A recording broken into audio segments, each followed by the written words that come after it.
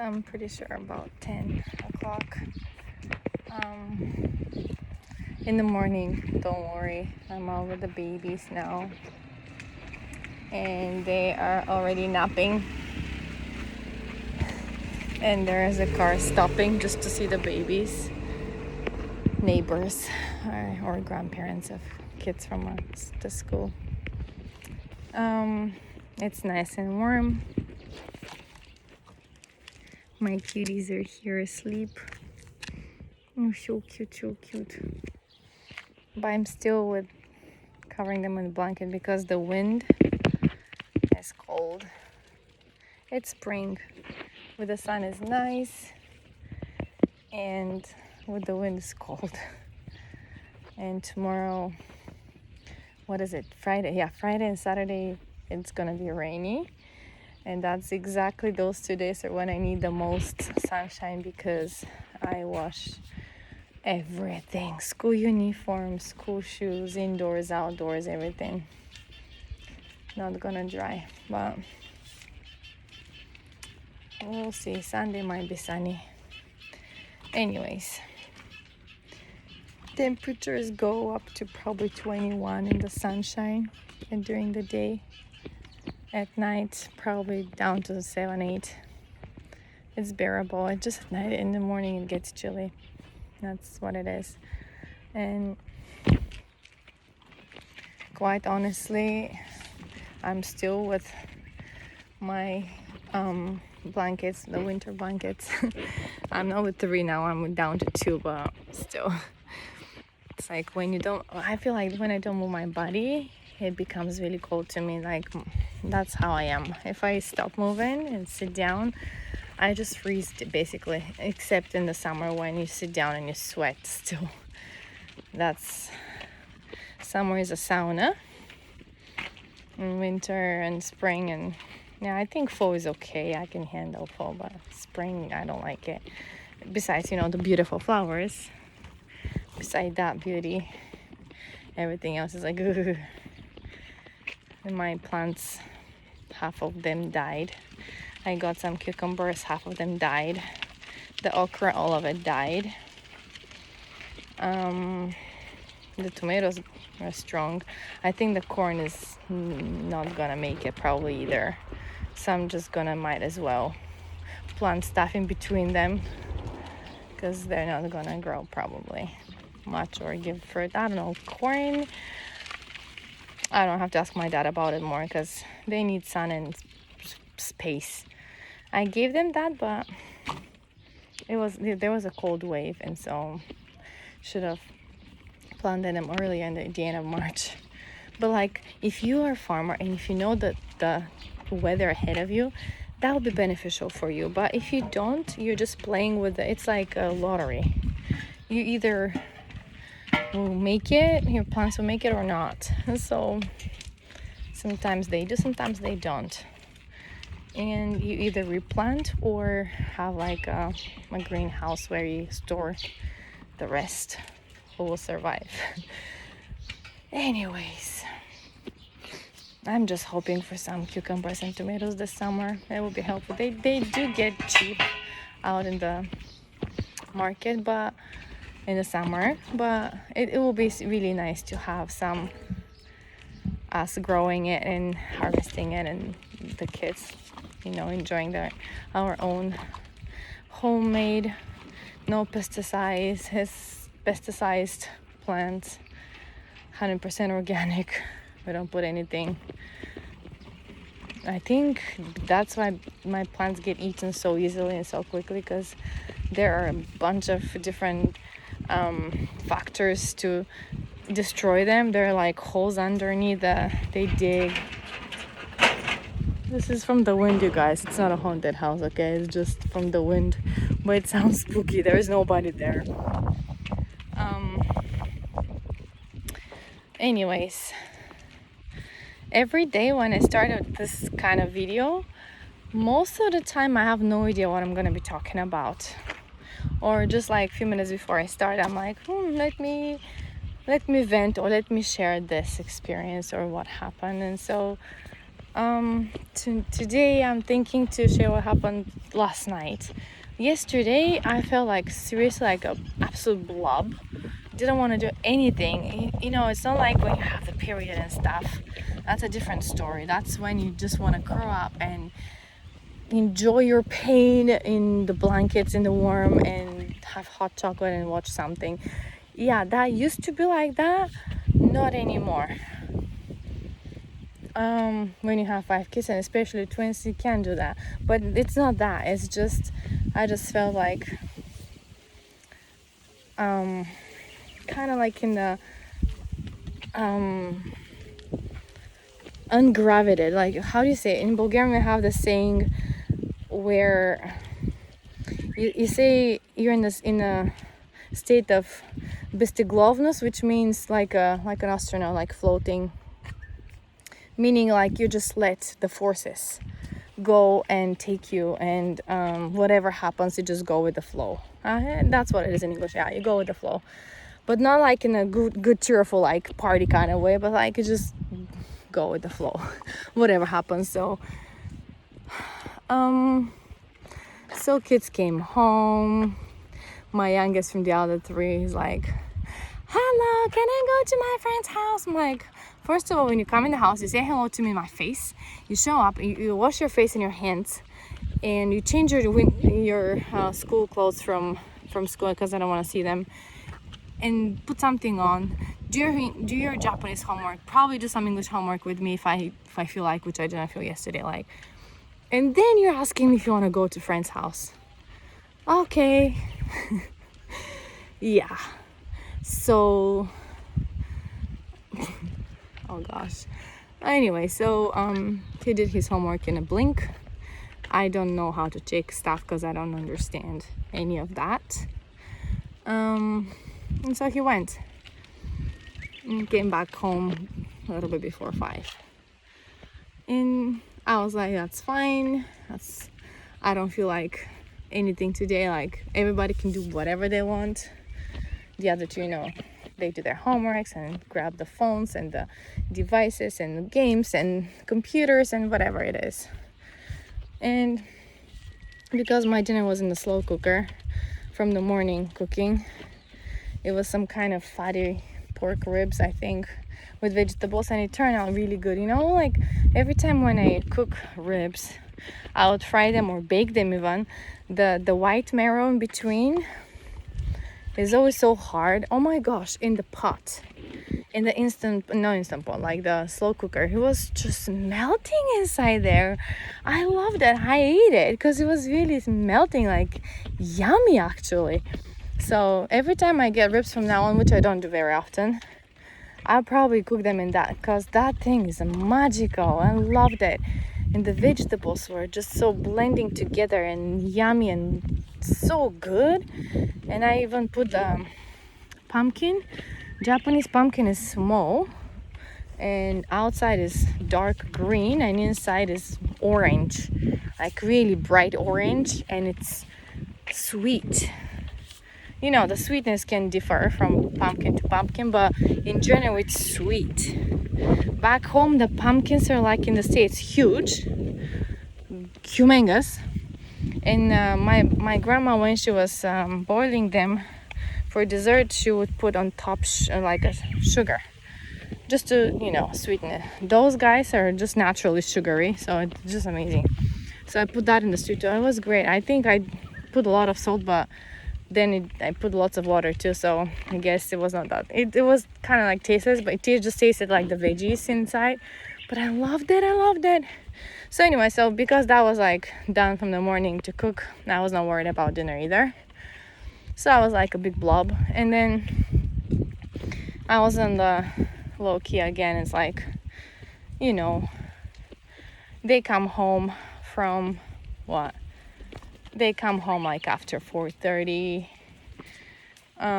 They do their homework till 5:30 or games and whatever. Then we eat dinner, and it's like bath time. And most of the time, my time is all consumed by those two little guys. And so deep down there, I was feeling this gap of like like it's been quite a few days actually. Like there's no connection, communication, or it's just routine at home, and like the kids take you for like you're like one of the things they have to go through the day. And when they start opening up and telling me stories about school, like if they got angry at somebody, or which happens, can the competitive boys with sports and stuff, PE, and when they do that, I listen and I try to calm them down and share experience from my childhood or whatever if I have to. But for me that's kind of like a connection. And last night I felt like either somebody at that very moment was praying for me somewhere in this world, because I felt it. I felt like there's this like light feeling of in your heart, and there's this cheerfulness and this hope coming inside of you, and cheerfulness, I would say, because it was completely the opposite of what I was feeling. And somehow it was like a God-given moment where I could connect with my oldest son, and I was grateful for that, because those are not very many moments nowadays.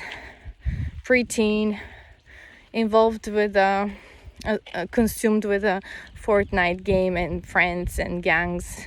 No gangs, but like how they gang up and team up, I would say, in the game, and they get fired up and things like that. So, and I'm okay with that. It's part of childhood. It's just I miss I guess deep down there I miss communication with people. I miss talking to people. And so when the kids talk to me, I'm really grateful. And so last night that happened with my oldest, and it was just so magical. Feels like it was like when time stops and you're just in the moment and you're feeling it. Somebody somewhere in this world is praying for me today, or in this very moment, or put my name in the temple or something, like, because it just felt so wonderful. And then there's out of a sudden the whole atmosphere changes, and in the room there is cheerfulness and laughter. The little ones were laughing and we were talking. I don't even remember, you guys, what we were talking about. I don't even remember how everything started. And I remember the other two boys were just sitting on the couch quietly watching staring at their screens literally, and just like being like out of this moment. And it was just Yamato and I and the babies, of course. So we ended up playing, we were talking. He wanted to come and help me to bathe the baby. So when I have another person, I feel more comfortable. And then, everything gets faster done, and it's more fun. And when they enjoy the company of their brother too. Sorry, it's uphill right now, so I'm walking up. And so that moment made me feel like there is this power, there is this energy there is this healing power of prayer, where somewhere somebody's probably thinking about you or praying about you, and because everything changes where you are at that moment. And I'm grateful for that moment. It was just great, and brings people closer together. Like, that's the reality, you guys. When it depends who you spend time with your day, that's who you get close to with. And so that's why families in Japan fall apart, because not probably only in Japan, everywhere else too, because people let work consume them. Lovers, people let work consume them to the point where they spend more time with coworkers. And those who are single, that's fine. Even they can find their mate there at the workplace. It very much happens a lot. But those who are married, it's like they become strangers and everybody's focus is somewhere else. Like I'll just put my hand to my heart, and I'll tell you, the dearest and the closest to me are my twins right now. Why? Not because they're just cute little helpless people. Did you guys hear that? That was a K-truck just spinning like flying around me. Anyways, who cares? But yeah, so they're my dearest and nearest because we just spend 24 hours together, unless I'm in the bathroom, which also is not a private thing anymore because they open the door a little bit. I told you, yeah, the doors cannot really close. I mean, I could close it from the inside, but then they start crying, so I just leave a little crack, and then I see little fingers there, and then they open, and they're so happy, and they start pushing each other who's gonna go first. And so I'm like, you're not going inside, you're not going, just leave me alone. Privacy. I just keep saying privacy. And so they'll know, like the other three did. Gosh, at least it's 2 now. Before it was 3 of them at the same time. So yeah, but yeah, so I know everything about them. They probably know, they know that, you know, they can see sometimes when mommy's face is not happy about what they're doing. So they kind of like learn to read my face, and even if I don't say anything, just by the look, how I look like, they know, and so they back up if it's something not good. Or the smart way, they just come and hug me, and then they win every time because that's just too cute. But yeah, so when I'm given this opportunity to connect for just a little bit with the other 3, I'm really grateful for that, because it's time when I know those moments will get less and less and less because they're growing up in a reality. Like that's natural life, and I just want them to know that I'm there for them, and that's it. The whole reason I'm staying here is because of them. And so yeah, that's something I just wanted to share with you. On the happy and cheerful note, my oldest yesterday came home with a lucky clover. I just showed you earlier, yeah, like a big bunch of huge, they're like this big, really big clovers here. And so every time when I pass by, I'm just like, if I see one, but I don't. And one time I did, and I walked away anyways. But he came home with this big clover, and he's like, look, it was how I got so excited. Was it yesterday or the day before? I'm not sure anymore, but we put it between 2 papers and in a book, and so to dry out, and then we can laminate it. So it's really, really cute. He was really happy about it, but like not in the euphoric kind of like passing out almost way that I've seen in one of my schools before by 6th grade girls, because they just seek attention. And that was like hilarious, actually. It's like from being passive all the time with the stone face into, oh my gosh, I cannot breathe, I'm so excited, I'm gonna get an anxiety attack, I'm so happy, like crying almost. Like, okay, yeah, you must be a teenager, 6th grader girl. Yeah, you must be that. And so storming into the staff room, and with the teacher, who is a young lady who is like, you know, with trying to connect with them, like being like one of them. It's just so funny. But yeah, so next time you guys go out, when you go out, look for a lucky clover. You might find one, and it might as well bring you some luck. Who knows? It's good to believe. It gives you hope. Other than that, life is all same, and every time I take this path, I always see that smoke there. Seriously, I don't know who is that person always smoking there, but might not be a good idea to go there.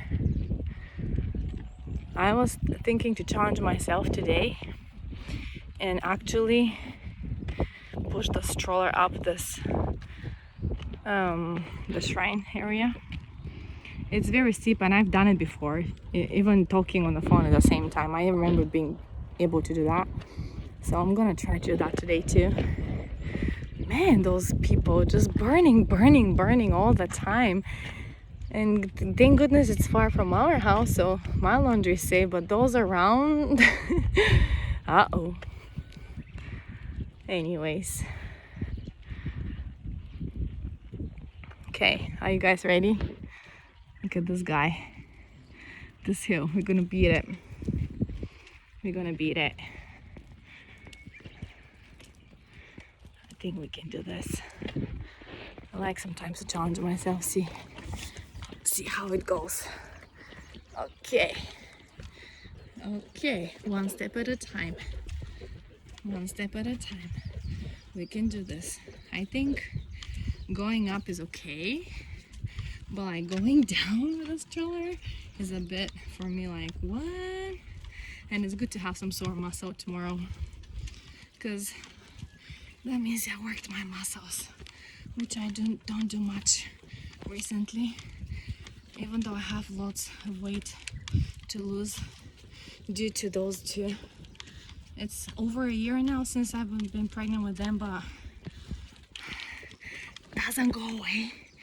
So doing this might help a little bit, but I'm to the point where I'm okay with how I look like, and I don't care much about my outlook anymore. And I don't care what people think or say either. I'm to the point where if I'm comfortable in my own skin, that's good. Okay, a little bit more, just a little bit longer. You can see it, the end is here. Almost out of breath, but it's okay. We can do this. Keep in mind, guys, those babies are growing and heavier and heavier and heavier. Okay, I'm on top of it. See, we did it. It looks awesome. Okay. It's always in my mind, the saying, you don't know what you're capable of until you actually do it and stretch out your limits a little bit further every time. I think that's how we grow. And the road here is not necessarily that smooth, so I apologize for the quality of the video, but it's worth it to come up here and enjoy. All those bushes bloom with beautiful balls of flower with different kinds in between: white, light blue, violet, lavender, everything, every color, pink. Oh, I can smell the smoke coming even here from that grandpa relay down there. But it's okay, it's really quiet here, nice, peaceful. I could even get a book and read, or read something on the phone like the scriptures, or listen to an uplifting talk if I have enough data in the beginning of the month. At the end of the month might be a hardcover book. But it's really nice. There's like this iron horse, metal horse. You can see it there. It's really cool. They made it in action, like the tail is up. And it's a male. You can see every detail of the horse is made in great detail. It's just amazing. And this place is very busy sometimes, few times of the year. But since 2020, everything gets cancelled, and it's just sad. It's sad. There's a path going up, you can hike, and those beautiful flowers. When I make videos in June, you'll see how it looks like. It's just beautiful. This is Japan. The typical stereotypic way of looking at Japan is like those quiet places among the woods with a shrine in it, and down there is the town and the mountains. And this range of mountain here is what separates us from the next prefecture, and it's a good hike, about 2.5 hours, 3 hours hike up to the mountain. They have like a huge Buddha statue there, and a lot of stone statues of little man, old man, that all of them have different shape and size and hold a different item. It could be an animal, it could be something else, it could be like their eyebrows are too long, and it honestly looks creepy to me. But also, keep in mind it's art. Some people took their time to make those stone statues, and yeah. But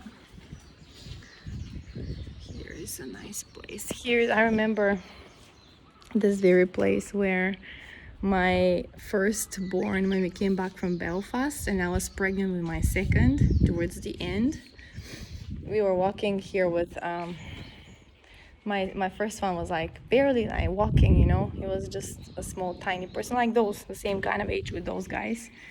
And he had squeaky shoes too, like this guy now has squeaky shoes. And he was squeaking around while mommy was with heavy tummy following him. Good times in this very place, actually. It's amazing, huh?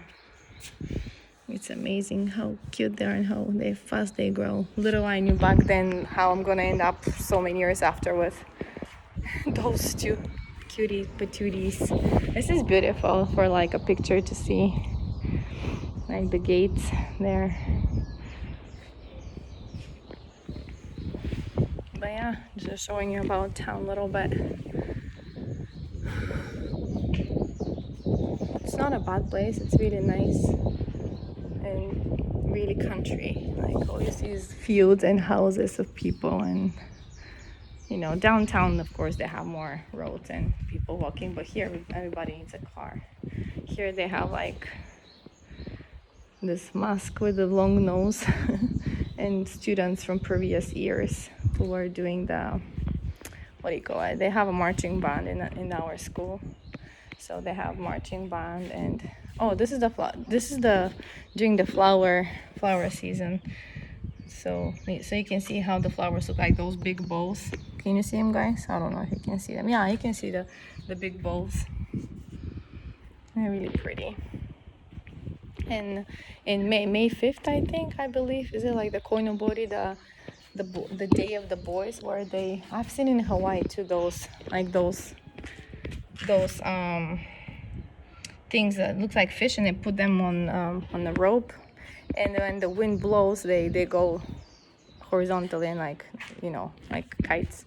They don't fly away though, they just keep them on a pole. Some people actually buy a pole and have them on a pole, and it depends how many males you have in the family. You just put the fish, and the small ones are the babies, the boys. And if I had that, I would probably end up with, let's see, the father. I mean, since we live with the in-laws together, all together, it's like a common thing. I mean, we're not in the same house, but same areas next to each other. It would be the grandfather, the biggest fish, and the father, and then 4 more. One would be like very small, this guy here, and the other 3. And then my only girl, my princess, she would be like March 3rd. It's the Hana Matsuri, the day, the girls' day, where they, for every of those things, you eat special food, special dessert, you dress up nicely, like with kimono or yukata, and it's just a special day for a boy and a girl. I think it's really cute. And that's about it. I know June 1st back home in Bulgaria is the day of the kids day, children day. And what I remember them doing is on the street. Now it's different, but back then all the people who were driving cars had the lights on, just to be careful on the roads with the kids when they go home from school, and just to recognize them and just be grateful for them, and kind of like cheering them up. Now the law in, I think in all Europe, is you have your lights on at all times. Your car has to have the lights on during the day and during the night all the time in Europe. So I thought that was really weird, but when we went back home 4 years ago, when we rented a car, I had to make sure the lights were on so I don't get a fine. Funny. I guess they do it for precaution, but you know, still people drive drunk. And okay, I'm gonna go back down this hill,